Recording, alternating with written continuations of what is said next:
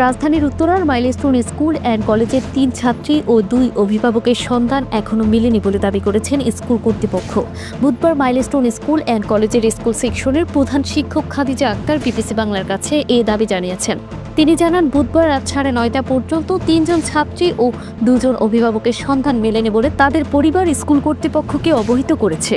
এর আগে যুদ্ধবিমান বিধ্বস্তের ঘটনায় আহত, নিহত, নিখোঁজ শিক্ষার্থী ও অন্যদের প্রকৃত সংখ্যা নির্ণয় করে নাম ঠিকানা সহ তালিকা তৈরি করে ৬ সদস্যের একটি কমিটি গঠন করেছিল মাইলস্টোন কর্তৃপক্ষ।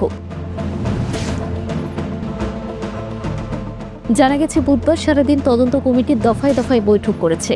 ওদিকে স্বাস্থ্য মন্ত্রণালয় আগেই জানিয়েছে, ঢাকায় সম্মিলিত সামরিক হাসপাতাল বা CMH এর মর্গে ৬টি মরদেহ রয়েছে, যাদের শনাক্ত করা সম্ভব হয়নি।